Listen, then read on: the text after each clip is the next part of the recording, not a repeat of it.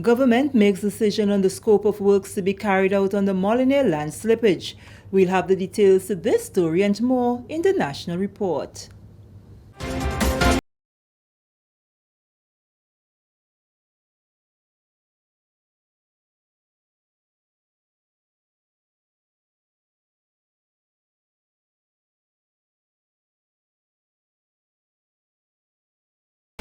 Welcome back. With the details for Wednesday, April 7th, 2021, I am Sherry Ann Noel. The government of Grenada has approved a plan by engineers that will result in a slight lateral movement of the Molliniere Road and stabilization of the upper slope. Minister for Infrastructure Development, Transport and Implementation, Senator Nolan Cox, updated the nation on plans to address the significant land slippage in the village during the government's weekly post-cabinet briefing on Wednesday. The land began significant movement in December of 2019, creating a serious hazard that led to the rerouting of traffic through the Montmorris community. Government later hired Caribbean Civil Engineering Group out of the Bahamas to provide feasibility studies, from which a number of options were presented to Cabinet of Grenada. The option that was approved and deemed most suitable by the engineers and also the formal approval by Cabinet had to do with maintaining the road where it is, moving it slightly, a slight lateral movement by a few meters, and having stabilize the upper slope and stabilize the slope all the way down to the sea in a terrace-like manner with a number of drains as well to allow for proper water movement in that area. We are happy that this option is ready. Senator Cox says when the government first budgeted for the rehabilitation work on the 26 kilometers of the Western Main Road corridor from the Kirani James Athletic Stadium terminating at the St. Mark's Secondary School, that problem did not exist. Hence, it meant sourcing additional funds. The infrastructure minister spoke to the next course of action that will be taken. Our engineering team will engage the bank during the course of this week to present that option for the other steps to take place, which will include preliminary designs, which will take, once approved, preliminary designs will take about 2 months, and then you have final designs, which will take another 2 months. And those designs are not just only for Molliniere, but also for the entire works to be done on the Western Main Road, which will also see other slopes being stabilized as well. And then another 3 to 4 months to deal with the procurement process for selecting a suitable contractor. So all in all, we are looking at a possible likely start September, October for infrastructure works on the Western Main Road project. Moving along, the Grenada Tourism Authority has hired a new CEO, Ms. Petra Roach, a Barbadian tourism executive with vast experience in international marketing. Roach will take up the new position in Grenada after serving 26 years at the Barbados Tourism Marketing Inc. GTA Chairman Barry Colomo says it's part of plans to reorganize and refocus on international marketing. Ms. Roach possesses a wealth of experience and expertise in the industry and is expected to make a valuable contribution to the organization. Mr. Colomo said that he believes the right decision was made.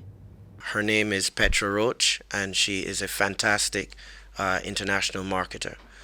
The hiring of Ms. Roach will mean that for the first time, the GTA is led by an international marketer. We are a international marketing organization, and the board thought that rather than an admin person and leading the GTA, that we needed somebody who was very, very strong with international marketing. And I want to thank the permanent secretary in the Ministry of Tourism, my friend Leo from the GHTA, who's the president, and Miss Helen Shore Paris for joining me on the CEO selection panel. And we think we've found the right candidate. Among the applicants were 2 Grenadians. He said that one of the main criteria was to be a holder of an international marketing network. One of the things that we thought was very important to have a quick restart for Grenada was to have someone with an international marketing network, someone who has been to the trade shows, who knows all the players, who can pick up the phone and call American Airlines, who can pick up the phone and call British Airways, and who can really get because what the important thing is not just that we restart tourism, but it is how we restart it. So that we thought that one of the main criteria was to have someone who could do that and lead the restart very quickly to get businesses open, to get people coming here as quickly as possible. So having an international marketing network was important.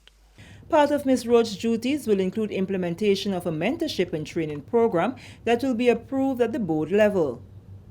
This is the National Report. More news after the break.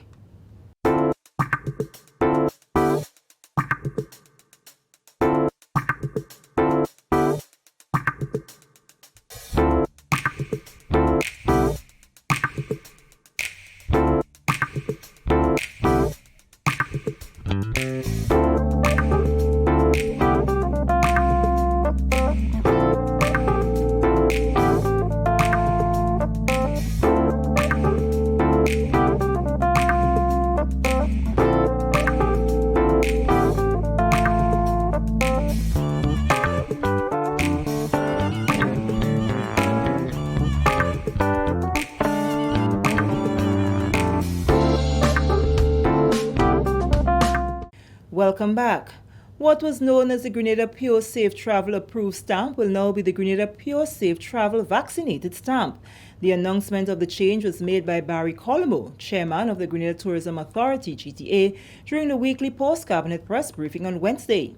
The Grenada Tourism Authority has made the decision in an effort to show that hotels and other attractions are safe to accommodate individuals.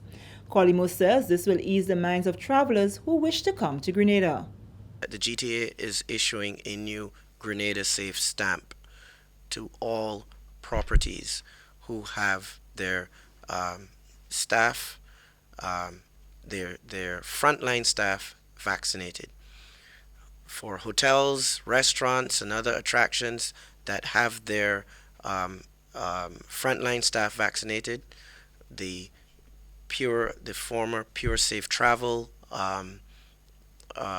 stamp will be replaced by this stamp now, the Grenada Safe Vaccinated stamp, and that will give confidence.